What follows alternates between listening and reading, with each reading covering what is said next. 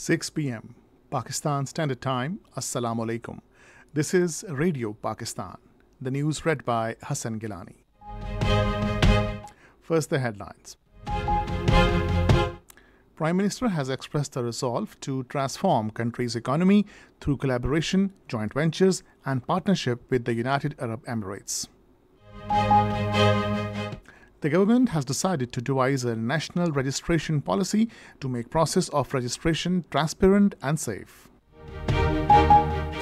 In Indian illegally occupied Jammu and Kashmir, All Parties Hurriyat Conference has expressed serious concern over India's intensified state terrorism against Kashmiri people.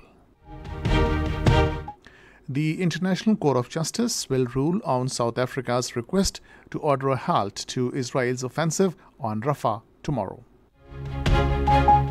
China has started military exercises involving Army, Navy, Air Force, and Rocket Force in and around Taiwan Strait.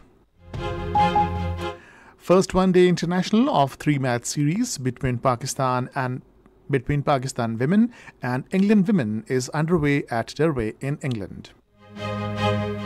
And now the news in detail.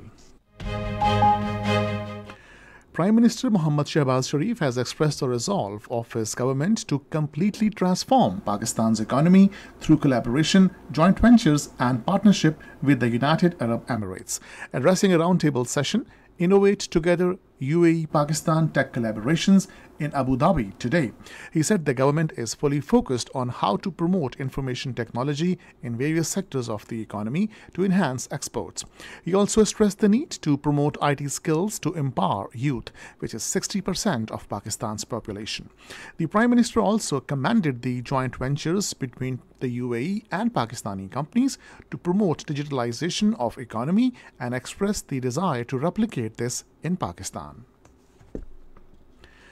The government has decided to formulate national registration policy aimed at making the process of citizenship registration transparent and safe. The decision to this effect was taken at a high-level meeting chaired by Interior Minister Mohsin Naqvi in Islamabad today. Speaking on the occasion, the Interior Minister said the authenticity of national identity cards bears the utmost importance and consensus of all the provinces would have to be sought on this policy. He said the policy will also prevent illegal registration of citizenship. Minister for Law and Justice Azam Nazir Tarar met Canadian High Commissioner Leslie Sclallon in Islamabad today. They discussed matters pertaining to Human Rights Commission and policies regarding minorities. The minister said government is committed to protect and uphold human rights. He said the national development is top priority of the government. Minister for Industries and Production Rana Tanveer Hussain has lauded Pakistan's Suzuki for playing a vital role in development of the local auto industry and contributing significantly in job creation.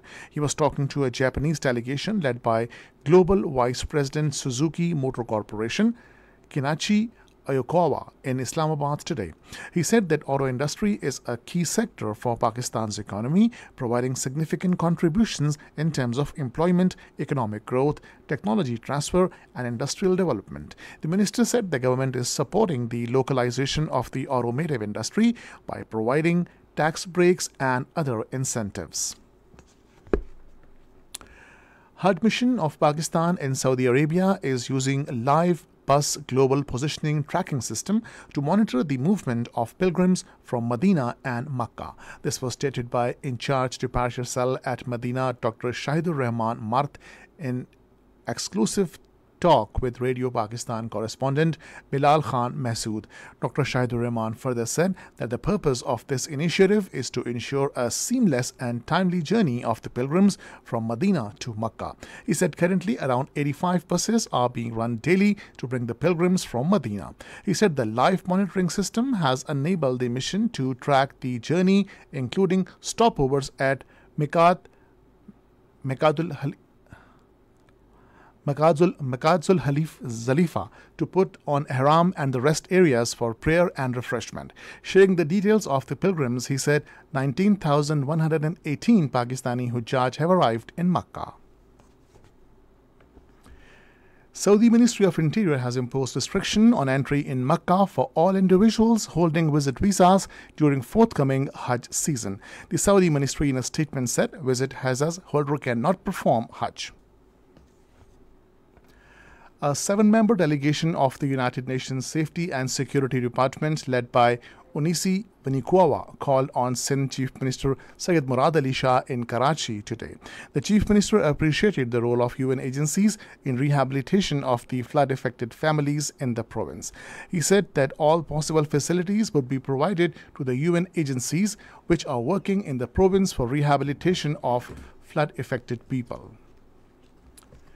This is Radio Pakistan.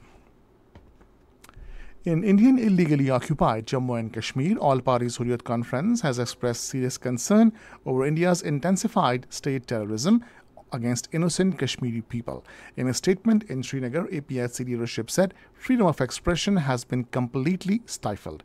Ahead of sham Indian parliamentary elections for Islamabad Rajouri constituency on Saturday, Rajouri and Poonch districts are witnessing intensified measures in the name of security. Widespread surveillance and search operations are underway across the districts. Meanwhile, Secretary General of the US-based Kashmir Awareness Forum, Dr. Ghulam Nabi Fai, while speaking at an event in Islamabad, underscored the rejection of India's unilateral actions in August 2019, including revocation of Jammu and Kashmir's special status. In India, 6th phase of voting for Lok Sabha elections will be held on Saturday in 58 constituencies across 6 states and 2 union territories. The Lok Sabha elections are being held in 7 phases until June 1st, while polling for 5 phases have been completed. The vote counting is scheduled for June 4th. The International Court of Justice at The Hague will rule on South Africa's request to order a halt to Israel's offensive on Rafah tomorrow. In hearings last week, South Africa asked the ICJ to order a halt to Israel's offensive in Gaza and Rafah to ensure the survival of the Palestinian people. The demand for such an emergency measure is part of a large case brought by South Africa accusing Israel of genocide in Gaza. 12 Palestinians have been martyred and 25 wounded in operations of Israeli forces in occupied West Bank areas. According to health authorities in West Bank, Israeli troops conducted raids in the city's refugee camp and a nearby neighborhood. At least 518 Palestinians have been martyred in the territory by Israeli troops for settlers since Israel launched aggression on Gaza enclave. China has started 2 days of military exercises involving the Army, Navy, Air Force, and Rocket Force in areas around Taiwan Strait today. In a statement, Chinese Foreign Ministry spokesperson Wang Wenbin said the drills are a necessary and legitimate move to safeguard national sovereignty. The spokesperson stressed that Taiwan is an inalienable part of China's territory. The first one-day international of 3-match series against Pakistan women at Derby, England women were 68 for 2 in 15 overs a short while ago. Earlier, Pakistan women won the toss and decided to bowl first. National Disaster Management Authority has issued guidelines concerning the prevailing heat wave, which is likely to continue in most parts of the country, particularly in southern Punjab, Sindh and Balochistan in current week. The farmers have been advised to carry out agricultural activities keeping in mind the heat wave conditions. In view of the heat wave and its hazardous impact on health, people are advised to avoid unnecessary exposure to direct sunlight.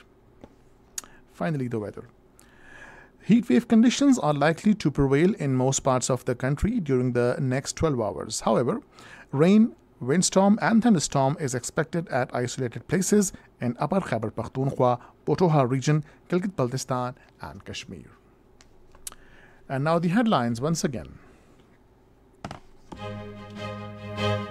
Prime Minister has expressed the resolve to transform country's economy through collaboration, joint ventures and partnership with the United Arab Emirates. The government has decided to devise a national registration policy to make the process of registration transparent and safe. And that is the end of the news. For more news and analysis, log on to our website radio.gov.pk and also watch live video streaming of our bulletins on the link facebook.com/Radio Pakistan News Official.